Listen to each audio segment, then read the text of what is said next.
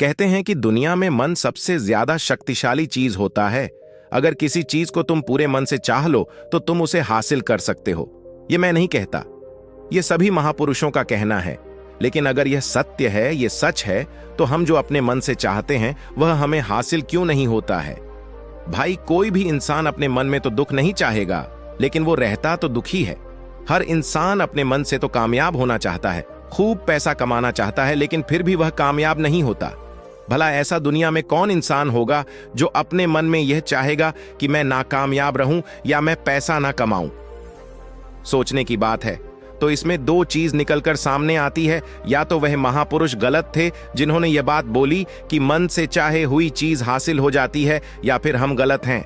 आज की पोस्ट में मैं जो कहानी बताने वाला हूं उसमें आपको एक ऐसा मंत्र मिलेगा। उसे समझने के बाद आपको एक ऐसा मंत्र का पता चलेगा जिससे आप यह समझ पाएंगे कि अपने मन से कोई भी चीज कैसे करवाई जाती है, मन में किसी भी बात का बीज कैसे बोया जाता है। या इस कहानी से आपको अच्छी तरह से समझ में आ जाएगा और इससे आप यह भी समझ पाएंगे कि आकर्षण का नियम, लॉ ऑफ अट्रैक्शन, कैसे काम करता है। कहानी छोटी सी है लेकिन बहुत ही गहरी है। इस वीडियो को पूरा लास्ट तक देखना तो आप अच्छे से इस कहानी का पूरा लाभ ले पाएंगे। तो चलिए कहानी शुरू करता हूं और समझते हैं कि मन को कंट्रोल कैसे करते हैं। एक बार की बात है, एक आदमी के जीवन में सिर्फ दुख ही दुख थे। वह जो भी काम करता उस बेचारे का वह काम पूरा ही नहीं होता। घर में आता तो घर में क्लेश बना रहता, किसी से कोई मदद मांगता तो कोई उसकी मदद नहीं करता। ऐसा लगता था कि चारों तरफ से उसके ऊपर दुख का पहाड़ टूट पड़ा है। उसे समझ नहीं आ रहा था कि मैं इन दुखों से कैसे पार पाऊं। वह दिन रात यही सोचता रहता था कि अपने दुखों से छुटकारा कैसे पाना है। इसी कारण से वह रात में सो भी नहीं पाता था। उसकी आंखों के नीचे बड़े बड़े काले घेरे बन गए थे, जो इस बात का प्रतीक थे कि वह आदमी कितना दुखी है और कितना चिंतित है। कभी कभी तो उसके मन में आत्महत्या करने के भी ख्याल आते थे, लेकिन अपने परिवार की चिंता करके वह यह कदम नहीं उठा पाता। वह इतना दुखी हो गया कि उसने निर्णय किया कि वह इन दुखों से छुटकारा पाकर ही रहेगा। इसके लिए चाहे उसे कितनी ही मेहनत करनी पड़े, कुछ भी करना पड़े, चाहे अंगारों पर चलना पड़े, लेकिन इन दुखों से छुटकारा हासिल करके रहेगा। ऐसे ही एक दिन उसने अपने मित्र से पूछा कि मैं अपने जीवन को कैसे सुधारें। उसके मित्र ने उसे बताया कि तुम किसी बाबा के पास जाओ। बाबाओं के पास ऐसा मंत्र होता है जिससे सारे दुख मिट जाते हैं, जीवन खुशियों से भर जाता है और धन संपदा भी हासिल होती है। तुम किसी ऐसे बाबा को ढूंढ लो, बस तुम्हारा काम बन जाएगा। उस आदमी के मन में यह बात पूरी तरह से पक्की बैठ गई कि कोई बाबा ही मेरा दुख दूर कर सकता, और इसीलिए उसे किसी भी बाबा के बारे में पता चलता तो वह उस बाबा के पास पहुंच जाता, उस बाबा को अपनी समस्या बताता और उससे उसका समाधान पूछता और कहता कि बाबा, मैं कुछ भी करने के लिए तैयार हूं, लेकिन मेरी इन समस्याओं से मुझे छुटकारा दिला दीजिए।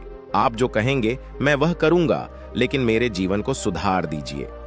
बाबा उसे कुछ टोने टोटके बताते थे करने के लिए, और बदले में दान दक्षिणा ले लेते थे कि यह टोना टोटका करने के बाद तुम्हारे घर में सुख शांति बनी रहेगी। बस इस टोटके को पूरी विधि के साथ करना। वह आदमी घर लौटकर पूरी विधि के साथ टोने टोटके करने लगा, लेकिन बहुत टोने टोटके करने के बाद भी उसके जीवन में कुछ बदलाव नहीं आया। इसके विपरीत उसका जीवन और ज्यादा दुखी हो गया। जो भी बाबा उसे टोना टोटका देता था वह बदले में उससे दान दक्षिणा लेता था, जिससे उसका धन भी धीरे धीरे खत्म हो रहा था। इससे उसके जीवन में दुख और ज्यादा बढ़ गया। तब उसे लगा कि बाबाओं के पास जाने से तो मेरे जीवन में दुख कम होने की वजह बढ़ते ही जा रहे हैं, तो मुझे क्या करना चाहिए? बाबाओं के पास जाऊं या ना जाऊं? फिर एक दिन एक आदमी ने उसे बताया कि तुम अपने घर में किसी पंडित को बुलाकर हवन करवा लो। हवन होगा, घर शुद्ध हो जाएगा, कोई भी बुरी ऊर्जा होगी घर में तो वह घर से बाहर चली जाएगी। किसी पंडित को बुलाकर पूरे विधि विधान उसे मंत्र उच्चारण कराओ, हवन कराओ, जिससे घर में सुख शांति आए। उस आदमी के मन में यह बात बैठ गई और उसने एक पंडित को अपने घर पर बुलाकर हवन करवा दिया। हवन अच्छी तरह से संपन्न हुआ। बदले में पंडित ने भी अच्छी दान दक्षिणा ली और उसके बाद वह वहां से विदा हो गया। लेकिन कुछ दिनों के बाद उस आदमी को महसूस हुआ कि उसके जीवन में अभी भी कोई बदलाव नहीं आया है।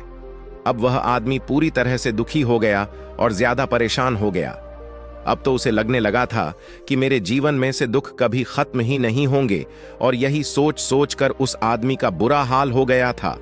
फिर एक दिन उसे अपने मित्र से एक ऐसे बाबा के बारे में पता चला जो समाधान बताने के लिए कोई दान दक्षिणा नहीं लेता था। उस आदमी को लगा कि यह बाबा दूसरे बाबाओं की तरह नहीं हो सकता, क्योंकि यह तो दान दक्षिणा लेता ही नहीं, और अगर दान दक्षिणा नहीं लेता तो यह सच में कोई सिद्ध बाबा होगा। और यही सोचकर वह उस बाबा के पास पहुंच जाता है। जब वह आदमी वहां पर पहुंचता है तो वह बाबा ध्यान में बैठे हुए थे। यह देखकर वह आदमी वहीं पर चुपचाप बैठकर ध्यान से बाहर आने का उनका इंतजार करने लगा। थोड़ी देर बाद बाबा ने आंखें खोली तो सामने एक दुखी और परेशान युवक को बैठे देखा। उसकी आंखों के नीचे काले घेरे देखकर ही समझ गया कि यह आदमी अपने जीवन से कितना परेशान है। उसे संबोधित करते हुए बाबा ने पूछा कि बच्चा, क्या चाहते हो? बाबा के पास क्या लेने आए हो? उस आदमी ने कहा कि बाबा, मैं अपने जीवन से बहुत परेशान हूं। मैंने इन दुखों को दूर करने के लिए बहुत सारे रास्ते अपनाए, हर वो तरकीब करके देखें जो किसी बाबा ने मुझे बताई, हर वो काम किया जो कोई भी इंसान ने मुझसे करने को कहा, लेकिन मेरे जीवन में दुखों में कोई कमी नहीं आई। बाबा, इसके विपरीत मेरे जीवन में दुखों में बढ़ोतरी हो गई है। मुझे समझ में नहीं आ रहा है कि मैं क्या करूं। कभी कभी तो मैं आत्महत्या करने की सोचता हूं, लेकिन मैं अपने परिवार की सोचकर मैं यह कदम नहीं उठाता हूं। मैंने आपके बारे में बहुत सुना है बाबा, और मैं बहुत उम्मीद के साथ आपके पास आया हूं। कृपया करके मुझे कोई ऐसा मार्ग बताएं जिससे मुझे अपने दुखों से छुटकारा मिल जाए। मैं अपने दुखों से छुटकारा पाने के लिए कुछ भी करने को तैयार हूं। आप मुझे कोई भी रास्ता बताएं, चाहे वह रास्ता कितना ही कठिन क्यों ना हो, मैं उसको पार करके रहूंगा। बाबा ने महसूस किया कि आदमी तो सच में बहुत परेशान है। बाबा ने उसकी बात सुनकर कहा कि बच्चा, दुखों को दूर करने के लिए मंत्र ऐसे ही नहीं मिलते हैं। मंत्र पाने के लिए कुछ करना पड़ता है। तुम कुछ कर सकते हो। यह सुनकर पहले तो उस आदमी ने सोचा कि यह बाबा भी मुझसे दान दक्षिणा मांगेंगे, लेकिन और कोई रास्ता ना पाकर उस आदमी ने कहा, बाबा, आपको जितना भी दान दक्षिणा चाहिए मैं देने के लिए तैयार हूं, लेकिन आपका मंत्र सच्चा होना चाहिए, वह पूरा होना चाहिए, उसका फल मुझे मिलना चाहिए। उसके बाद मैं आपको जो भी दान दक्षिणा लेना चाहते हो मैं आपको दे दूंगा।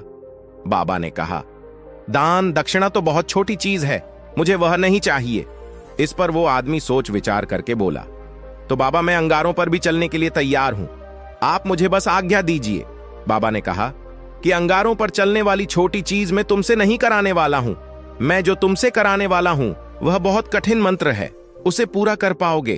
उसने कहा, बाबा, आप मुझे बताइए तो सही, मुझे करना क्या होगा?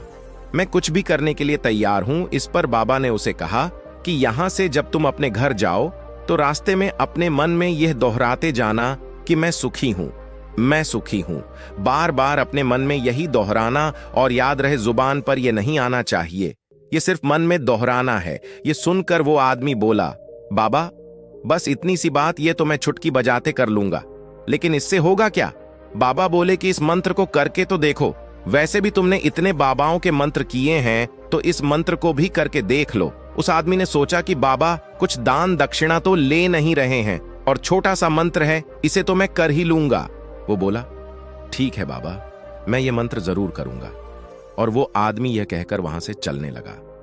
लेकिन जैसे ही वह चलने लगा, पीछे से बाबा ने बोला कि बच्चा, एक बात याद रखना, जब तुम यह मंत्र अपने मन में दोहराना तो तुम्हारे मन में बंदर के विचार नहीं आने चाहिए, बंदर का ख्याल भी नहीं आना चाहिए, तो ही यह मंत्र सिद्ध होगा। आदमी बोला, मुझे तो आज तक बंदर का कोई विचार नहीं आया, तो अब क्यों आएगा? आप चिंता मत करिए बाबा, मैं बस मन में यही दोहराऊंगा कि मैं सुखी हूं, मैं सुखी हूं। इसके अलावा बंदर का कोई भी विचार मेरे मन में नहीं आएगा। यह कहकर वह आदमी वहां से चल देता है। वह अपने मन में मैं सुखी हूं, मैं सुख ही हूं, यह दोहराता हुआ थोड़ी दूर ही चला था कि उसके मन में अचानक बंदर का ख्याल आ गया। बंदर का ख्याल एक बार आया और चला भी गया, लेकिन उस आदमी ने सोचा, आज तक तो मुझे बंदर का कोई भी विचार नहीं आया, यह आज बंदर का विचार क्यों आ गया? और ऐसे करके उसने उस बंदर के विचार को पकड़ लिया और यह भूल गया कि मुझे क्या मंत्र दोहराना है, और वह बंदर के बारे में सोचने लगा। जब थोड़ी देर बाद फिर से उसे होश आया तो वह फिर से अपना वही मंत्र दोहराने लगा जो बाबा ने उसे बताया था, मैं सुखी हूं, मैं सुखी हूं। लेकिन अचानक से उसे एक बंदर दिखाई दिया और यह देखकर फिर से उसके मन में बंदर का विचार उठ गया, और यह देखकर वह इस विचार को बाहर फेंकना चाहता था। और वह चाहता था कि मेरे अंदर किसी तरह से बंदर का विचार ना आए, लेकिन उसे तो सामने बंदर ही दिखाई दिया। ऐसे ही जद्दोजहद करते करते घर पर पहुंचा, और घर पर पहुंचने के बाद अपनी पत्नी को कहा कि हे बंदरिया, मुझे खाने में बंदर परोस दो। और जब उसे एहसास हुआ कि उसने क्या बोल दिया तो वह अपने बाल नोचने लगा और दीवारों में सर मारने लगा कि आज तक मुझे बंदर का कोई भी विचार नहीं आया, और आज मुझे यह क्या हो गया है कि मुझे हर जगह बंदर ही बंदर नजर आ रहे हैं। ये कैसी माया है। यही सोच सोच कर वह आदमी रात भर सो नहीं पाया, रात भर करवटें बदलते रहा, और सुबह उठकर सीधे उसी बाबा के पास पहुंच गया और उसके चरणों में गिरकर कहा कि बाबा, पता नहीं क्या चमत्कार हो रहा है, आज तक मुझे बंदर का कोई विचार नहीं आया, लेकिन कल से जब से आपने मुझसे कहा कि बंदर का विचार नहीं आना चाहिए, तब से मुझे हर जगह बंदर ही बंदर नजर आ रहे हैं। उस आदमी ने कहा कि बाबा, मुझे तो आपके पीछे पेड़ पर बैठा बंदर केले खाते हुए दिखाई दे रहा है, ये हो क्या रहा है बाबा? ये सुनकर बाबा हंसने लगे। हाँ हाँ हाँ हाँ बच्चा, मन का जाल एक ऐसा जाल है जिसे समझ पाना इतना आसान नहीं है। बंदर तो तुम्हारे रास्ते में पहले भी आते थे। जब तुम मेरे पास आए थे तो इन्हीं पेड़ों पर ये बंदर घूम रहे थे, लेकिन तब तुम्हारे ध्यान में ये बंदर नहीं था, तब तुम्हारे ध्यान में सिर्फ दुख थे। इसके बाद बाबा ने उसे बताया कि बच्चा, हम जिस चीज से भी दूर भागना चाहते हैं वही चीज हमारे मन में बहुत गहरे में प्रविष्ट हो जाती है और हमारे अंतर मन में समा जाती है। असल में हम जिस चीज से छुटकारा पाना चाहते हैं उससे छुटकारा इसीलिए पाना चाहते हैं कि वह हमारे साथ बहुत गहरे से जुड़ी हुई है, और हम जितना ही उससे छुटकारा पाना चाहते हैं वह उतनी ही गहरी हमारे मन में बैठती चली जाती है और आखिरकार हमारे अंतर मन में छा जाती है। ऊपर से तो हम चाहते हैं सुखी होना कि मैं सुखी हूं, सुखी हूं, हमारे होंठ भी यही बोलते रहते हैं, लेकिन हमारे मन में दुख समाये होते हैं। हमारे विचारों में, हमारे मन में दुख ही दुख दिखाई देते हैं। इसीलिए अपनी जुबान से बार बार यह बोलने से कि मैं सुखी हूं, मैं सुखी हूं, हम सुखी नहीं होंगे जब तक यह मंत्र हमारे अंतर मन में प्रविष्ट नहीं होगा। इस पर उस आदमी ने पूछा कि बाबा, लेकिन यह मंत्र हमारे अंतर मन में प्रविष्ट कैसे होगा? यह सुनकर बाबा ने कहा कि बच्चा, अपने दुखों से लड़ना बंद कर दो। जब तक तुम अपने दुखों को दूर करने की सोचते रहोगे तब तक वो दुख तुमसे चिपके रहेंगे, तब तक वो दुख तुम्हारे अंतर्मन पर अपना राज बनाए बैठे रहेंगे। और जिस दिन तुम उन दुखों के बारे में सोचना ही छोड़ दोगे, उन दुखों से छुटकारा ही नहीं पाना चाहोगे, उसी दिन से तुम्हारे जिंदगी से दुख गायब हो जाएंगे। क्योंकि किसी भी चीज से छुटकारा पाने के लिए हमें उस चीज के बारे में सोचना पड़ता है, और हम जितना ही उस चीज के बारे में सोचते हैं वह उतनी ही गहरी हमारे मन में प्रविष्ट होती चली जाती है। दोस्तों, इस वीडियो से आपने क्या सीखा कमेंट में जरूर हमें बताना, और हमें उम्मीद होगी कि आज की वीडियो आपको बहुत पसंद आई होगी।